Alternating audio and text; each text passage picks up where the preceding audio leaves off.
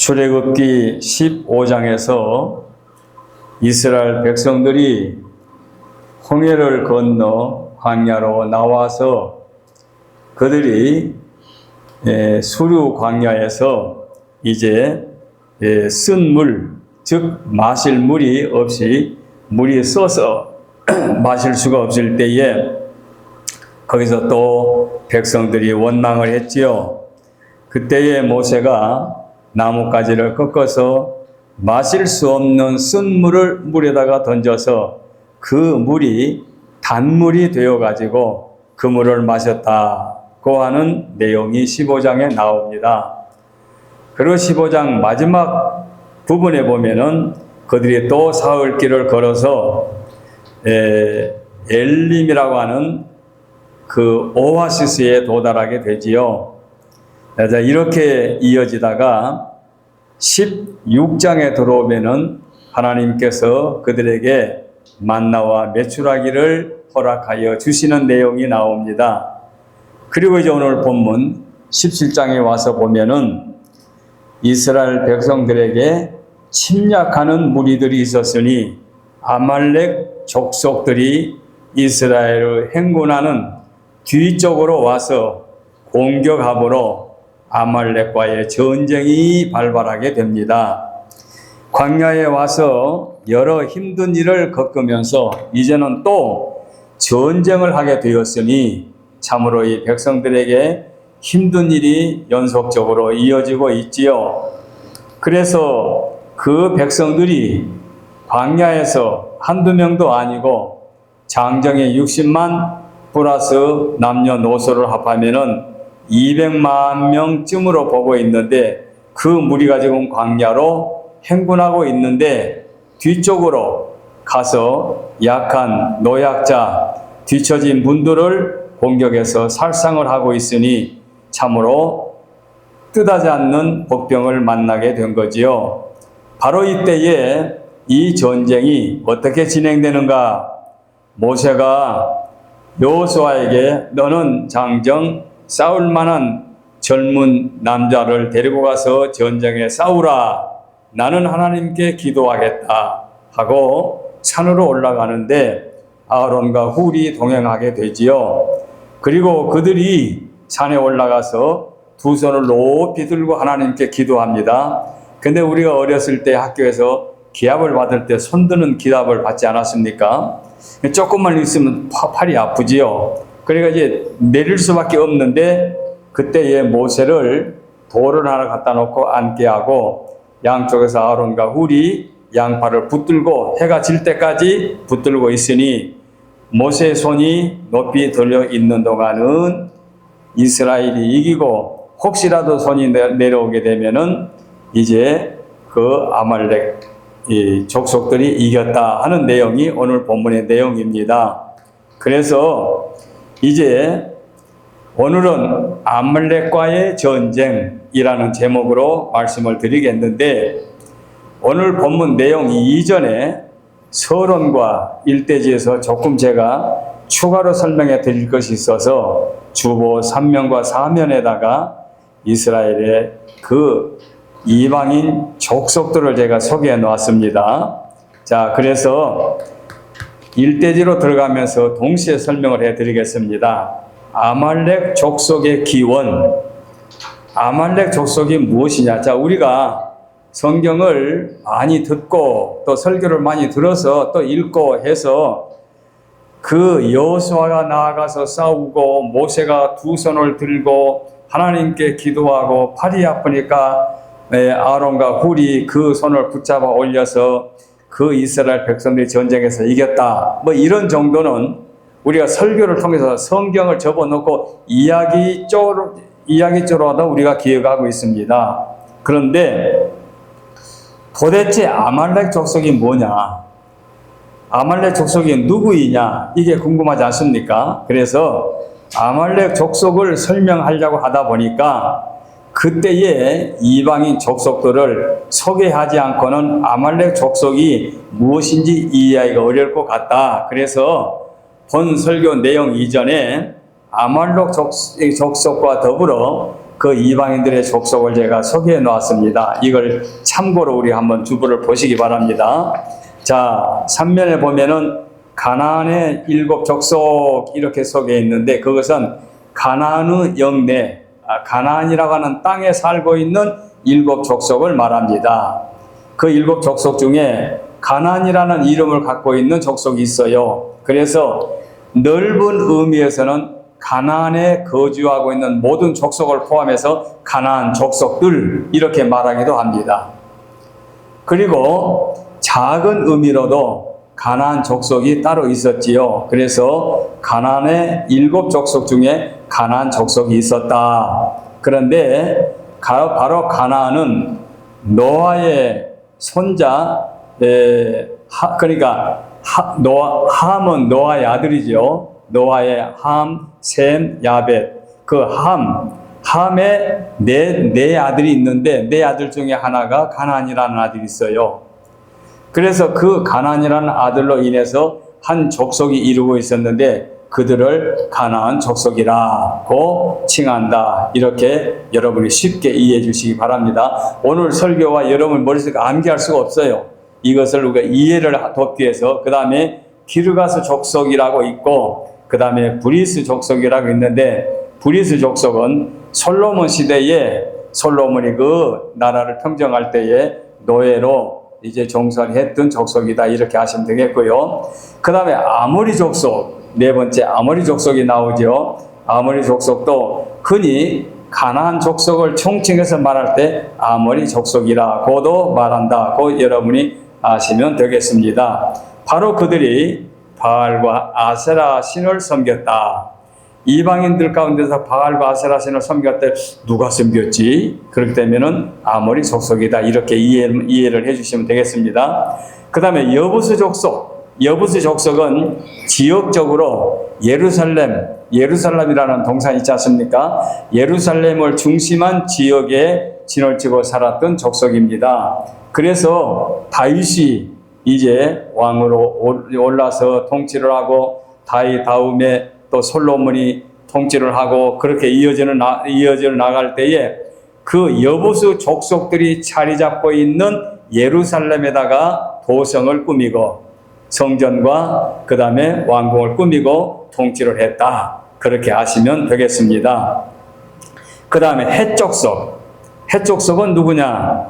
헷 족속은 본래 가나안의 둘째 아들 헷의 후손들이라고 하는데, 바로 이들 족속들에게 아브라함이 아내 사라가 세상을 떠났을 때에 장례를 모셔야 되겠는데, 나그네의 삶을 살면서 그 헷 족속들에게 굴이 있는 땅을 사가지고 사라의 장사를 모셨다. 바로 그 사라가 묻혀 있는 그 땅이 헷 족속들이 살고 있는 땅이다. 그렇게 하시면 되겠습니다. 그 다음에 히 족속은 역시 함의 아들 가나안의 6대 자손으로 히 족속이라는 한 족속을 이루고 있었는데, 그 족속도 이스라엘이 괴롭힘을 당했어요. 야곱이 자기의 거대한 가족들을 데리고 형 에서를 만나러 오는 길에 딸 디나가 어느 한 족속의 그 추장의 아들에게 강간을 당하지요. 바로 그 추장이 히 족속에 그 속해 있는 그 추장입니다. 하물이라고 그러지요. 그래서 화친을 맺자고 했지만은 그 야곱의 아들들이 할례를 받게 해놓고 기습해서 남자들을 몽땅 죽여버린 그런 그 불행한 사건이 있지요. 그리고 여호수아가 가나안으로 행군에 나아갈 때에 이 히 족속에서 사람을 사가지고 낡은 옷을 입고 낡은 부대에다가 낡은 곰팡이 나는 빵을 가지고서 먼 길에서 왔다 가면서 화친하자 해서 여호수아가 속아서 화친했는데, 알고 보니까 먼 거리가 아닌 거예요. 그렇지만은 자기들을 속여서 화친했으니 화친한 조건으로 멸하지는 않고 그들을 종살이 시켰다.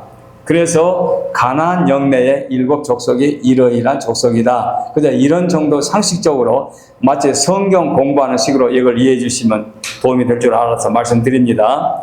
그리고 난 다음에 가나안 그 영내 그 땅 외에 또 다른 족속이 있었어요. 그 족속이 5 족속인데 소위 말하는 아말렉 족속, 이제 우리가 오늘 말씀드릴 아말렉 족속이 이 안에 포함이 됩니다. 그래서 아말렉 족속은 그 조상이 누구냐? 에서가 조상입니다. 에서는 누구지요? 자, 아브람, 이삭, 그리고 이삭이 2 아들을 낳지요. 그 2 아들 중에 하나가 에서, 하나가 야곱이죠. 근데 야곱이 이제 적통을 이어받죠. 차자로 태어났지만 장자권을 샀으니까, 그러니까 적통으로 이어지고, 그 다음에 에서가 한 족장을 이루는데 아말렉 족장에 이제 그 조상이 되었다, 이렇게 하시면 되겠습니다. 그리고 이제 요 밑에 또 설명을 하겠습니다만은 사울이 왕이 되었을 때에 이 아말렉과 전쟁을 합니다. 그때 하나님께서 내가 너로 하여금 전쟁에 승리케 할 터인즉 몽땅 멸하여 버려라 명했습니다. 그런데 사울이 전쟁에 승리하고 돌아오면서 그 살진 짐승들을 끌고 왔거든요. 멸하지 않고. 그래서 사무엘을 이제 통해서 보내면서 내가 너를 왕으로 세우고 후회한다 해서 하나님이 그때 사울 왕을 버리는 그런 슬픈 역사도 없잖아 있습니다. 그리고 다윗이 왕위에 오르기 전에 시글락이라는 곳에서 자기 부하들과 자기 가족들과 지금 마을을 이루고 사는데, 이때 아말렉 족속이 와서 침략해가지고 몽땅 재산도 빼앗아가고 사람도 빼앗아갔는데, 다윗이 늦게 그 소식을 듣고 추격에 가가지고 전부 다 이제 가족을 찾아오고 제사를 이제 탈환해오는 그런 기사도 성경에 나오지요. 그리고 바사 시대에, 이제 바사 시대는 포로 시대지요. 그때에 아가왕 후손 하만이 유대인들을 멸하려고 할 때에, 그때에 에스더와 모르드게로 인하여 극적으로 이스라엘 백성이 살아남게 되고 하만의 가족과 그 사람들이 몰살하게 되는 그런 내용이 나오지요. 이게 곧 아말렉과의 대치된 상태에서 일어난 사건입니다. 그리고 블레셋, 여러분 블레셋 많이 들어보셨죠? 블레셋은 발달된 무기로 침략을 일삼고 살았는데 사사시대에 누가 그를 맞서 싸웠습니까? 그 유명한 삼손. 그래서 삼손이 블레셋과 싸웠다. 그러면 삼손의 적이 블레셋이다, 이 정도는 알았는데 가나안 외에 5 족속 중에 한 족속이구나 하는 것을 오늘 이해해 주시면 여러분의 두뇌가 이게 머릿속에 정리가 될 줄 압니다. 그리고 그 다윗이 소년으로 있을 때 자기 형들과 사울왕과 더불어 나가서 전쟁하는 그 전쟁의 적군이 블레셋인데, 그 블레셋이 큰 소리 치고 있었지요. 거대한 몸집에 골리앗이 와가지고 우리 피해를 많이 보지 말고 1대1로 싸워서 나를 이기면 너희들이 승리하는 걸로 하고 내가 이기면 우리가 승리한 걸로 하자, 아주 신사적인 제안을 했지요. 이때 다윗이 아버지의 심부름으로 형들에게 찾아가가지고, 다윗이 소년이었을 때 아직 군대 나가기도 전인데 그때 감히 골리앗과 싸워서 전쟁에 승리했는데 그 골리앗이 블레셋 족속에 해당한다, 이렇게 하시면 블레셋이 이렇구나 여러분 아실 줄 압니다. 그 다음에 암몬, 모압, 암몬, 여러분 꼭 이 2 족속은 따라다니지요. 바늘과 실처럼. 왜 그런가 하니 암몬과 모압은 누구가 조상이냐? 아브라함의 조카 롯이 소돔성이 불바다가 될 때에 극적으로 빠져나가지요. 그래서 롯 아내 2 딸들이 나가는데 결국은 뒤를 돌아보지 말라는 말을 듣고 아내가 뒤를 돌아보아 소금 기둥이 되어서 저주를 받아버렸는데, 이제 롯이 2 딸들을 데리고 소알이라는 곳에 가가지고 이제 은신하고 있는데, 여기서 아마 2 딸들이 이 세상에는 우리밖에 남은 자들이 없다라고 생각한 것 같아요. 그래서 감히 아버지에게 술을 먹어 진땅 취하게 한 다음에 그 아버지를 이제 관계를 해가지고 아이를 낳는데 2 딸들이 낳은 아들들이 모압과 암몬, 이렇게 해서 그들이 참 하나님이 보실 때는 용납할 수 없는, 그러니까 모압과 암몬은 어쩌면 롯의 아들이라고도 할 수 있고 롯의 딸들의 아들이라고도 할 수 있으니 뭐라고 표현해야 되겠습니까? 하여간 그들이 한 족속을 이루고 있었다. 그래서 이들이 사울, 다윗, 솔로몬 이 들들이 계속하여 암몬 족속과 전쟁에 나아갔다. 이렇게 하시면 되겠습니다. 그 다음에 에돔 족속. 에돔 족속도 에서의 후손으로 이스라엘 민족과 가까운 민족인데 이스라엘은 야곱, 그 다음에 에서 이거 가까운 사촌 친형제고 그 다음에 사촌지간인데 그런데 계속해서 이스라엘 백성들을 괴롭히는 거예요. 심지어 성경에 보게 되면은 너희들은 가까운 친족이니 싸우지 말라고 해치지 말라고까지 했는데가 신명기 23장에 나오거든요. 그럼에도 불구하고 전쟁이 이어지게 되지요. 그런데 이 에돔 하게 되면 뭐가 생각나는 거니? 구약이 끝나고 400년의 중간기가 지나고 신약으로 들어왔을 때에 신약에 예수님이 탄생하실 때 왕이 누굽니까? 헤롯이지요. 헤롯이 에돔 족속이다. 그런 말씀 들어보셨을 거예요. 바로 이들이 이 족속입니다. 그래서 중간 시대에 알렉산더 대왕이 침공을 해가지고 넓은 땅을 영토했는데 오래 가지 못하고 알렉산더 대왕이 죽은 다음에 세 제자들이 나라를 떠나서 관리하다가 내중에 마카비 시대에 혁명이 일어났는데 마카비 시대의 전쟁으로 하여금 에돔 사람들이 강제로 유대인과 병합을 해버려요. 그러니까 소속은 에돔인인데 유대인으로 병합이 돼버려요.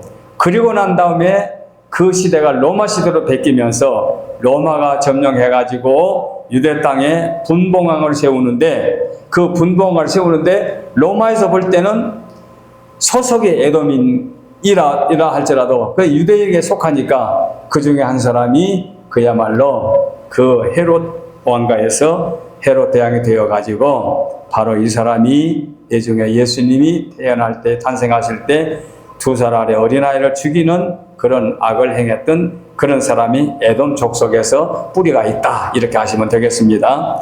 그 다음에 아람이라고 하는 것은 지금 아랍에미리트, 아랍 족속들과는 조금 달라요. 아랍인들은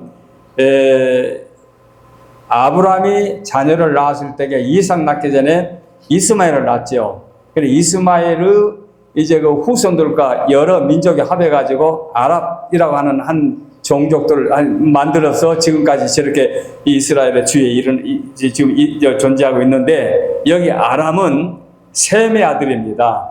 셈은 누구지요?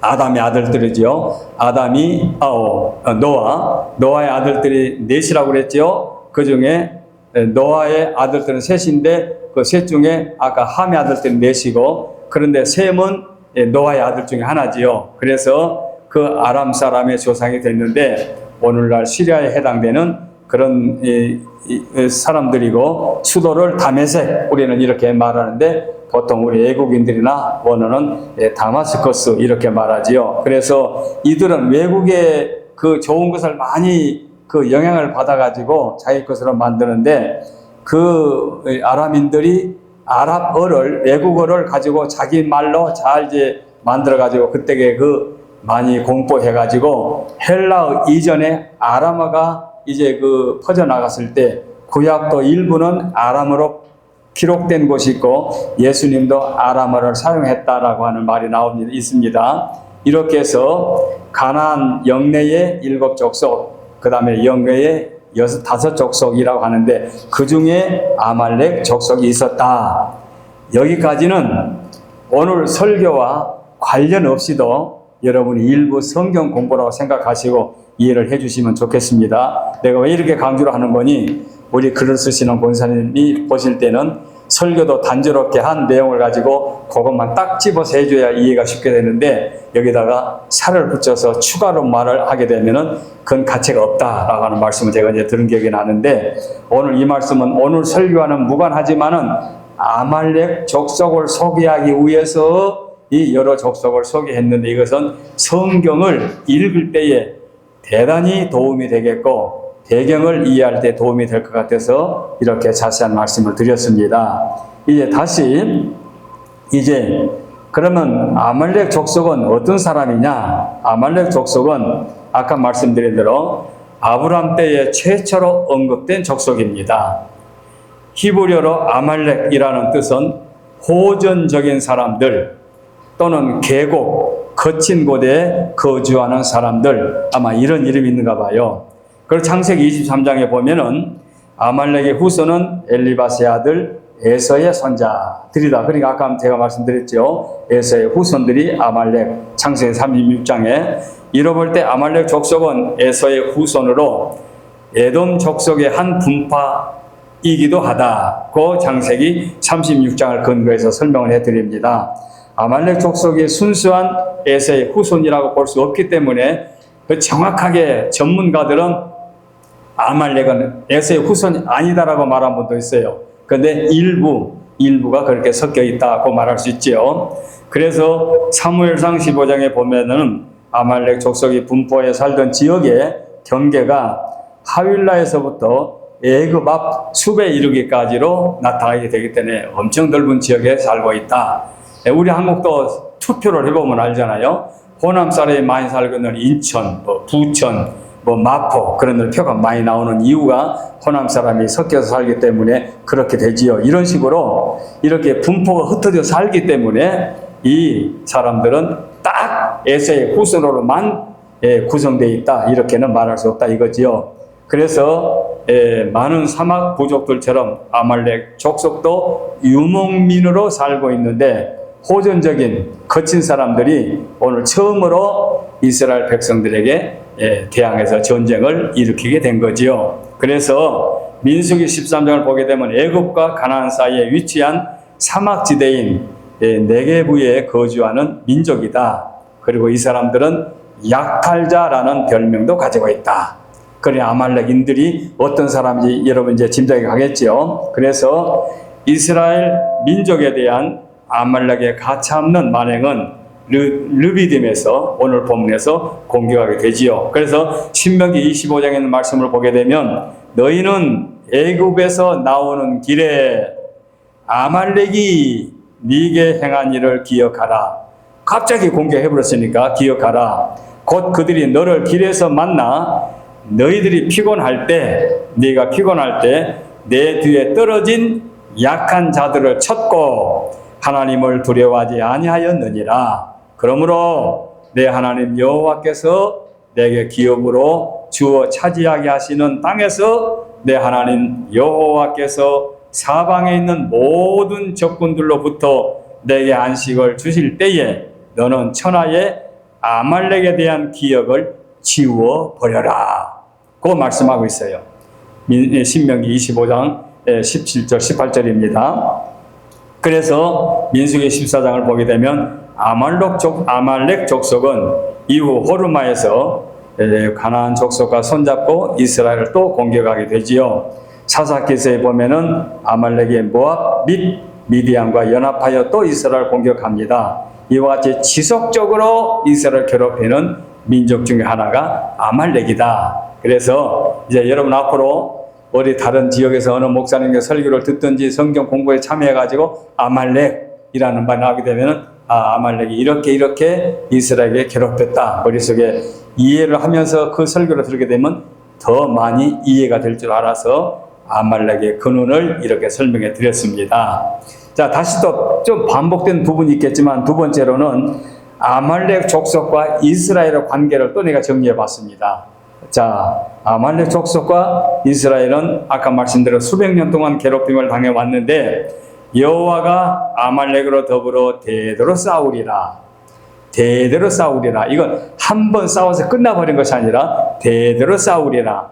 출애굽기 17장 16절 말씀, 바로 그 말씀입니다. 그래서 이스라엘과 아말렉의 관계는 역사적으로 우호적인 관계가 아니라 우호적인 관계가 아니었다라고 하는 것을 볼 수가 있습니다. 자, 그러면 출애굽 시대는 방금 그 이야기죠. 제가 서론에서 말씀드린 대로 오늘 여기서 말씀드린 대로 그 아말렉이 출애굽 시대에 침공해가지고 모세와 아론과 훌과 그리고 여호수아로 말미암아 전쟁에서 승리하는 사건들이 출애굽 시대의 아말렉과 이스라엘의 관계고, 두 번째 사사시대.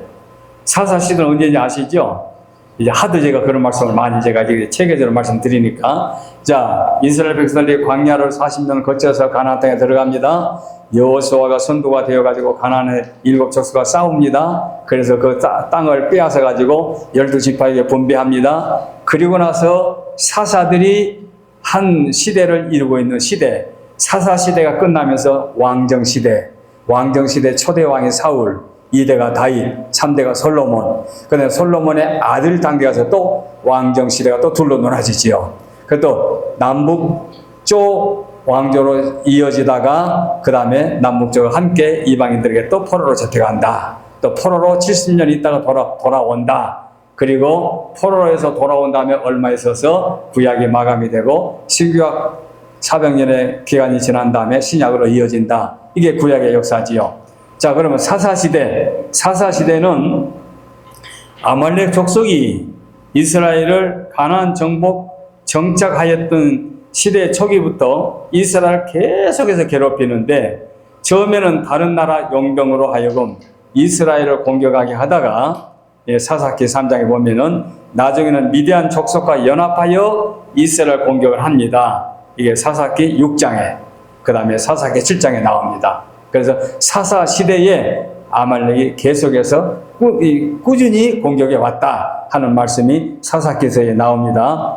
그리고 이제 왕정 시대, 아까 말씀드린 열왕기상 15장에 보면은 초대왕 사울에게 하나님께서 첫 번째 전쟁에 싸우게 한 다음에 그들을 진멸하라 했는데도 사울왕이 진멸하지 않고 순종하지 않았지요. 그게 사무엘상 15장에 나오지요. 아말렉 족속이 다 패했는데도 불구하고 완전히 진멸하지 않고 끌고 온 것 때문에 하나님께서 진노하셔가지고 사무엘을 통하여 이제 내가 너 왕으로 삼는 걸 후회한다라고 하면서, 자, 순종이 제사보다 낫다라는 말씀이 거기서 나온 거예요. 그러니까 이렇게 연결을 보면은 그 역사적으로 체계가 딱 맞지 않습니까? 그리고 다윗이 아직 왕으로 되기 전에 사울이 통치하고 있을 때, 사울왕이 통치하고 있을 때에 이제 시글락에서 이제 그 자기의 가족들을 이제 아말렉이 이제 빼앗아 갔는데, 다시가 추격해서 되찾아온 것, 그것이 왕정시대에 일어난 사건이지요. 그리고 이제 사실 아말렉이 이제 말하자면 거의 진멸된 거나 마찬가지인데, 포로 시대에 보니까 또 아말렉이 또 산마적으로 나와요. 어떻게 나오냐, 이방에서. 자, 포로 시대는 에스더 왕후 시대에 그 아각 왕의 자손인 하만이 아수에로 왕의 명대로 페르시아의 유대인들을 전멸시켜 버리려고 그 모사를 꾸미지요. 그때에 에스더 왕후가 자기 여삼손 모르드게와 더불어 그 지혜롭게 잘 처신해 가지고 자기 민족이 말살되게 됐는데, 그것을 뒤바뀌어 가지고 왕이 조서를 내렸으니까 왕이 또 취소할 수 없으니까 오히려 너희들이 더 막강한 군대 힘을 가지고 이 하만의 무리들을 쳐부숴라 해가지고 쳐부수고 난 다음에 이스라엘이 진멸해서 참 구원함을 받게 되지요. 이것이 부림절의 출발이 아닙니까? 8.15 해방한 것처럼 부림절 하게 되면은 그 이방 땅에서 이스라엘 백성들이 멸절해서 이제 구원함을 받았다는 얘기죠. 이렇게 이스라엘과 꾸준하게 관계가 이어져 왔습니다. 이어져 왔는데, 이제 다시 오늘 본문으로 들어와서 오늘 본문에서 아말렉과 전쟁에서 승리한 사건이 오늘 본문의 결론이 되겠습니다. 그래서 전쟁의 승리, 이렇게 말씀을 드립니다. 한마디로 이스라엘 백성들이 승리하고 아말렉이 패했습니다. 아말렉은 자신을 갖고 침공을 했지요. 그들은 야인들이고 침략을 좋아하고 그 다음에 무기를 갖고 있었고 미리서 준비를 했기 때문에, 그런데 이스라엘 백성은 전쟁의 준비가 안 되어 있지 않습니까? 그럼에도 불구하고 결과적으로는 아말렉이 패하고 이스라엘이 승리하게 되지요. 바로 하나님께서 모세를 통하여 그 백성들에게 승리케 해주신 것을 우리는 아까 말씀대로 잘 알고 있습니다. 그래서 여호수아에게 급히 전쟁에 나가 싸우게 하고, 싸울 만한 젊은이들을 모아가지고 싸우게 하고, 아말렉이 지금 침고 가는데 그쪽으로 쫓아가서 싸우게 하고, 모세는 산에 올라가서 하나님께 두 손 들고 기도하여 하나님의 도우심을 받았다 하는 것이 오늘 본문의 내용입니다. 자, 오늘 본문 속에서 우리가 기억할 것은 여호와께서 모세에게 이르시되 이것을 책에 기록하여 기념하게 하고 여호수아의 귀에 애워 드리라. 내가 아말렉을 없이하여 천하의 기억도 못하게 하리라.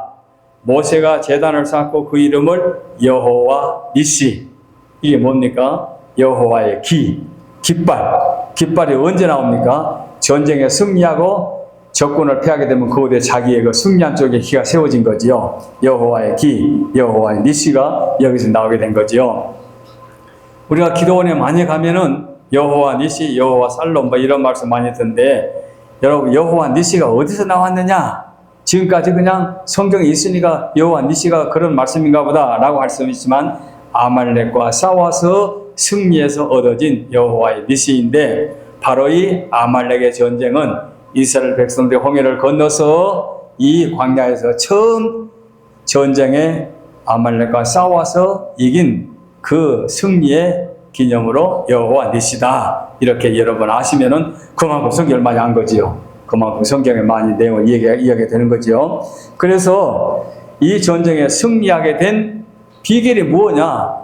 두말할 것 없이 모세가 손을 내리면 이스라엘이 패하고 밀려가고, 모세가 손을 들면은 아말렉이 패했다. 이건 뭔 거니? 하나님의 도우심이죠. 하나님의 도우심을 뭘로 표현했습니까? 모세, 하나님께서 당신의 종으로 세워놓으신 모세 손을 들고 있으면 하나님이 도와주신다? 그럼 내리면 하나님 도와주지 않는다? 그런 의미가 아니고 여호와 하나님께 전폭적으로 맡기고 기도했다 이거죠.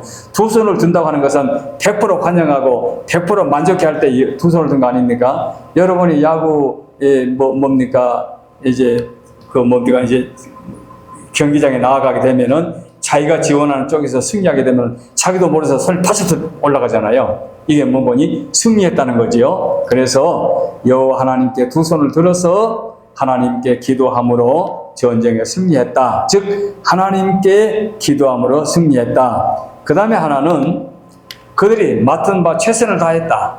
모세는 나이가 80세가 이제 다 된 고령이고, 그야말로 이제 40세를 넘어서 80세 이제 고령이 다 돼가고, 그 다음에 여호수아는 젊은 여호수아로 하여금 전쟁에 나가게 하고, 모세는 하나님께 가서 고요히 기도했다. 이것은 최선을 다한 거지요. 특별히 아론과 훌이 옆에서 모세를 편안하게 앉게 하고 두 손을 붙잡아서 들게 하는 그 자체가 역시 협력하여 최선을 다했다. 우리가 이 땅에 살면서 협력하는 일, 이것은 협력하게 되면 놀라운 역사를 일어나게 되지요. 그래서 성경에 보면은 전도서 4장에 두 사람이 한 사람보다 나음은 그들이 수고함으로 좋은 상을 얻을 것이다. 그 말씀하고 있습니다. 혹시 그들이 한 사람이 넘어지면 하나가 그 동물을 붙들어 일으키려니와 홀로 있어 넘어지게 되면 붙들어 일으킬 자가 없으니 저에게 화가 있으리라. 이해가 되지요? 두 사람이 함께 누우면 따뜻하거니와 한 사람이면 어찌 따뜻하랴. 한 사람이면 패하겠거니와 두 사람이면 맞설 수 있나니 세겹 줄은 쉽게 끊어지지 아니하느니라. 이게 협력의 의미를 전도서에서 말씀하겠습니다. 그리고 난 다음에 마지막에 여호와로 하여금 승리한 것을 기록하게 하라. 이것은 길이길이 난제라 그 말이죠. 여호수아가 이제 앞으로 이스라엘의 영도자가 됩니다. 그래 여호수아로 하여금 이 말씀을 기록해서 후대인들에게 물려줄 필요가 있는 거지요. 그래서 역사는 공정해야 되고 정직해야 되고 한쪽으로 치우치면 안 되는 거지요. 왜곡하면 안 되는 거지요. 그래서 정직한 글 바로 세워져서 이 말씀이 두고두고 책에 기록하여 기념하게 하라. 본문 14절에 여호와께서 모세에게 이르시되 이것을 책에 기록하여 기념하게 하고 여호수아의 귀에 외워드리게 하라. 내가 아말렉을 없이하여 천하의 기억도 못하게 하리라. 얼마나 하나님이 완벽하고 철저하게 말씀해 주셨습니까? 그래서 여호수아는 모세의 후계자로 이스라엘 백성들을 이끌고 나아가서 가나안 땅을 정복하는데 그야말로 백전전승이 아니라 백전완승이라고 말하지요. 고린도서 15장에 보면은 나의 나 된 것은 하나님의 은혜로 된 것이다. 우리 모두가 내가 나 된 것은 하나님의 은혜로 되었다. 저는 저대로, 여러분은 여러분대로 내가 나 된 것은 하나님의 은혜로 되었다. 이거 생각하면 참 의미가 깊지요. 깨달은 바가 있지요. 그래서 이 전쟁에 승리하게 된 것은 한 사람의 힘으로 된 것이 아니고 이스라엘 백성은 가만히 앉아 있는데 하나님께서 천사를 보내서 그들을 멸하신 것도 아니고 그들이 협력하고 기도하고 최선을 다해서 승리하게 되었고 그 승리한 것을 기록해 남겨라고 말씀했습니다. 오늘 우리는 이 같은 말씀으로 대단히 중요한 부분을 이 짧은 시간에 정리해서 소개했습니다. 이 가나안의 7 족속이나 가나안 외의 5 족속을 많은 분량을 이렇게 우리 주보에다 넣으라고 우리 장로님 수고하셨는데 대단히 중요한 내용이거든요. 이런 것을 몰랐을 때는 그 이스라엘 백성들이 싸우고 승리하고 패하고 약탈당하고 뭐 이렇게 할 때 그게 굉장히 어렵게만 느껴지는데 이걸 알고 보면은 아무것도 아닌 거지요. 이해가 쉽게 되는 거지요. 그리고 이 족속들도요, 그 근원이, 그 뿌리가 간단해요. 자, 뭡니까? 노아의 아들 중에서 함과 셈과 야벳 중에서 함이 저주를 받지 않습니까? 그래, 저주를 받아가지고 그의 후손이 이방인 족속 중에 그렇게 이제 그 세력을 이루고 있다. 그러니까 노아의 아들 중에 함의 네 아들 중에 가나안, 이렇게 이어지는 하나의 이방들 족속이 있고, 그 다음에 아까 말씀대로 그 롯이 이제 겨우 소돔과 고모라다가 멸망을 당할 때 자기 딸들과 나가서 목숨은 건졌는데 목숨을 건진 다음에 술을 먹고 실수를 했는지 고의로 그랬는지 좌우간 2 딸들과 더불어 자식을 낳았으니 모압과 암몬, 그러니까 할아버지